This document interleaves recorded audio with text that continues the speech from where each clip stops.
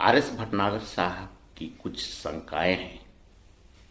उन्होंने लिखा है, मेरा नाम आर.एस. भटनागर है।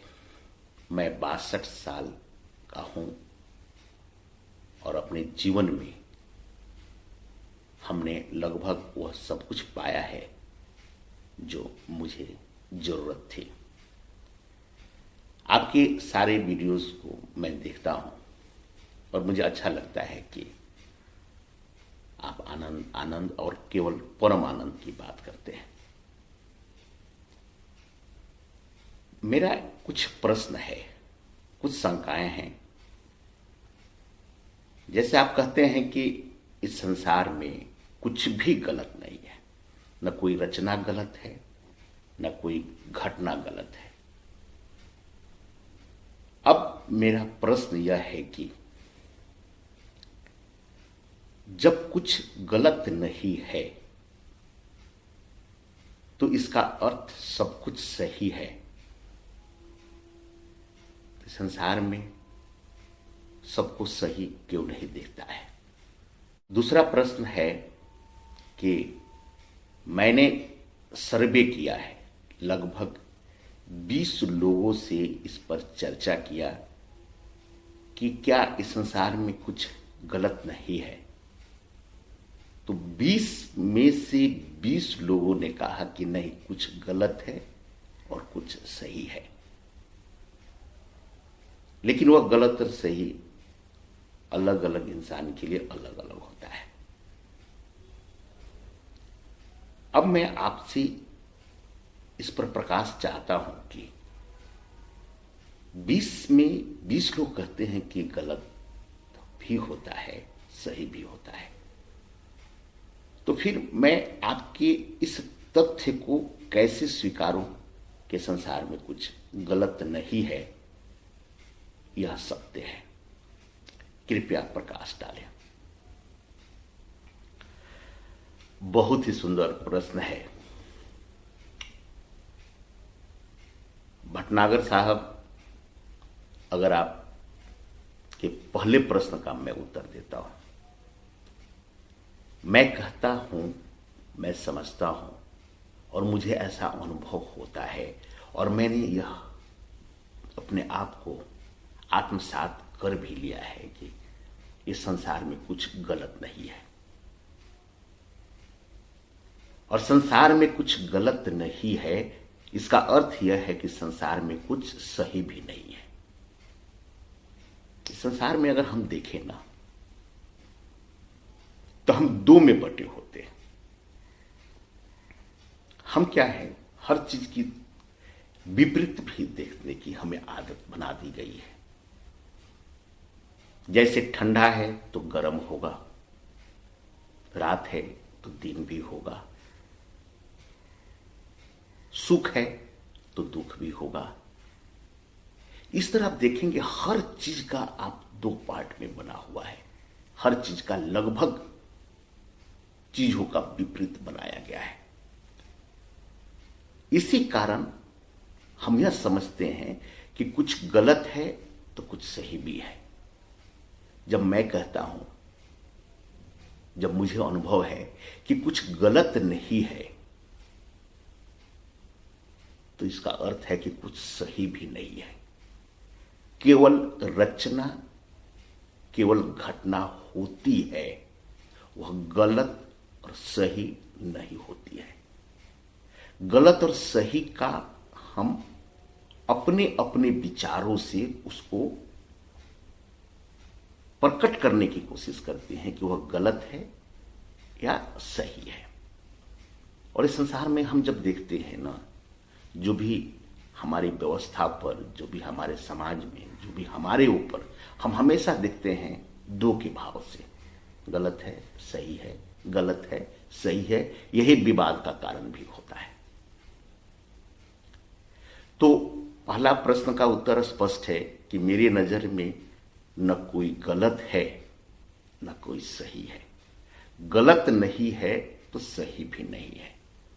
केवल वह रचना है, केवल घटना है, परम की है, परमात्मा की है, परम रूप है, इसलिए वह गलत नहीं हो सकता है, गलत नहीं हो सकता है, और जब गलत नहीं होगा तो सही भी नहीं हो सकता है, क्योंकि इस परम, इस सृष्टि अनंत है, इसमें हम अपनी जजमेंट न दें कि क्या गलत है क्या सही है।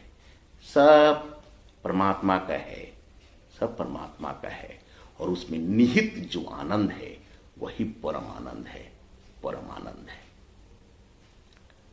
अब मैं आपके दूसरे प्रश्न का जवाब देता हूं। अगर आप यह कहते हैं कि 20 में से 20 लोग अर्थात 100% लोगों का मानना है कि कुछ गलत होता है, कुछ सही होता है। भटनागर साहब आपको याद होगा, या आपने पढ़ा होगा या समझा होगा, बहुत पहले यह माना जाता था कि यह जो पृथ्वी है, यह जो पृथ्वी है और यह जो सूर्य है, सूर्य जो है पृथ्वी की चक्कर लगाता है, और पूरी दुनिया, लगभग पूरी दुनिया यह मानती थी कि पृथ्वी स्थिर है और सूर्य उसका चक्कर लगाता है। लेकिन आज पूरी दुनिया मानती है कि सूर्य स्थिर है और पृथ्वी उसका चक्कर लगाता है। तो जो उस समय सारे लोग, लगभग 100% लोग मानते थे कि पृथ्वी स्थिर है और सूर्य चक्कर लगाता है, तो क्या वह सही था? पूरी दुनिया मानती भी थी तभी वह सही नहीं था। और आज क्योंकि कुछ वैज्ञानिक, कुछ तथ्यों के आधार पर इसको साबित कर दिया गया है कि पृथ्वी सूर्य की चक्कर लगाता है। जब पृथ्वी सूर्य के चक्कर लगाती है तो आज सब कोई मानते हैं।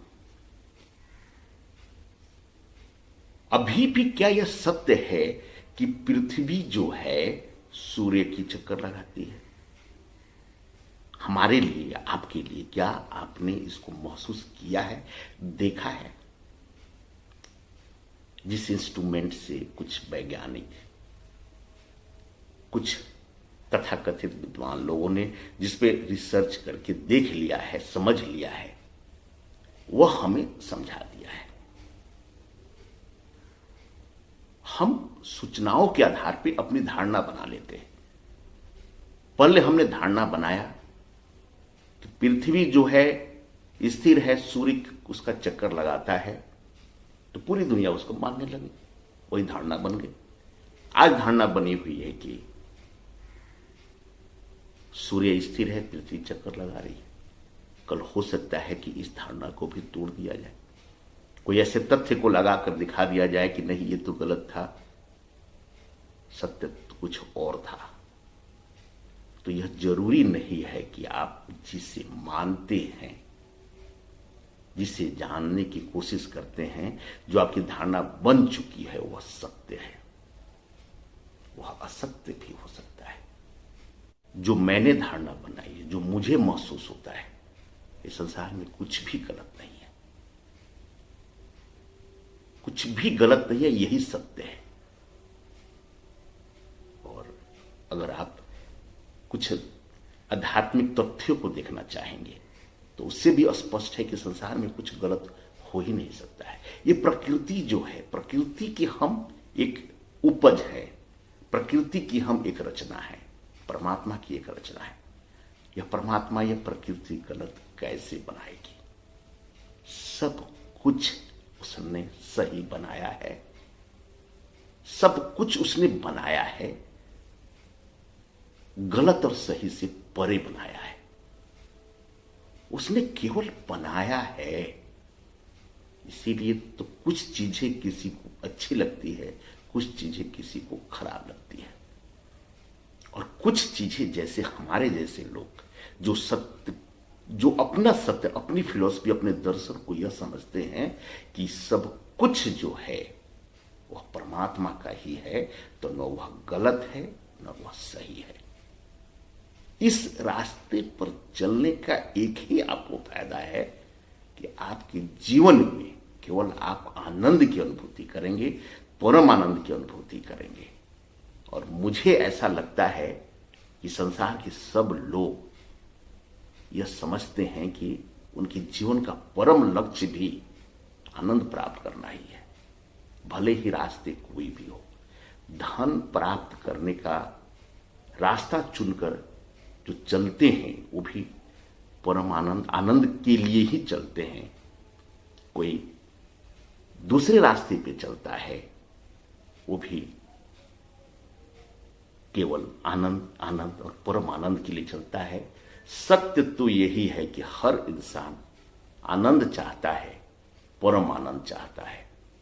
अगर हम जिस दर्शन की बात कर रहे हैं, अगर इस दर्शन को आप फॉलो करें तो आपके जीवन में केवल आनंद और परम आनंद होगा।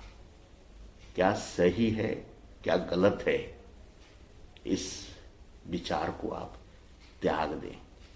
और जैसे इस विचार को त्याग देंगे तो आपको परमात्मा पे आपकी प्रगाढ़ विश्वास पैदा होगा। परमात्मा गलत कैसे बना सकता है? जिसने मुझे बनाया है वह कैसे किसी को गलत बना सकता है? जब कोई गलत है ही नहीं तो गलत वह कर कैसे सकता है? कोई घटना गलत हो कैसे सकती है?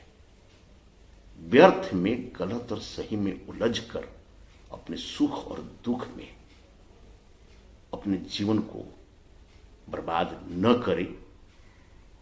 यह संसार केवल आनंद परम आनंद के लिए है। तो व्यर्थ में हम गलत और सही से परे निकलें और जो है वही परम है, वही परम सत्य है और उसी में परम आनंद है, उसी में परम